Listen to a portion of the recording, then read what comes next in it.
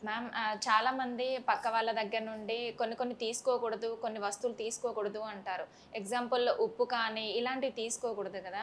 పక్క వాళ్ళ దగ్గర నుండి. సో, అలా తీసుకుంటే దరిద్రం పడుతుంది అంటారు. అసలు తీసుకోవాల్సినవి ఏంటి? తీసుకోకూడనివి ఏంటి? నిజం చెప్పాలంటే ఏదైనా సరే పక్కింటికెళ్ళి తీసుకోవటం అనేది పక్కింటికి గానీ, ఎవరి దగ్గరైనా గానీ తీసుకోవటం అనే పద్ధతి మంచిది కాదు. మనకి ఏది ఉంటే అందులోనే ఇప్పుడు టమోటా లేదు. టమోటా లేకపోతే చింతపండు వేసుకొని చేసేసుకోవచ్చు. దానికి పక్కింటికెళ్ళాల్సిన అవసరం లేదు. అలాగా మనకున్న దాంట్లో ఒబ్బిడిగా చేసుకుంటే చాలా మంచిది. ఒకవేళ తీసుకోవాల్సొస్తే పక్కన వాళ్ళ దగ్గర తీసుకోవటం ఏం తప్పు కాదు. కానీ ఇచ్చేయాలన్నట్టు చూసుకోవాలి.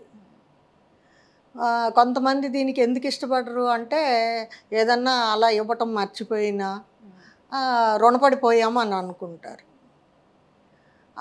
అది ఎందుకు చిన్న రుణం కూడా ఉంచుకోకూడదు అంటారు. ఎలా చెప్తారంటే మనకి ఎన్నో జన్మలుంటాయి. ఆ జన్మల్లో మనిషి, చీమ నిమిషంలో చచ్చిపోయేవి ఉంటాయి. ఇప్పుడు ఇలా చిన్న చిన్న రుణాలు తీసుకుంటే అలాగా చిన్న చిన్న జీవితాలు ఉంటాయన్నమాట.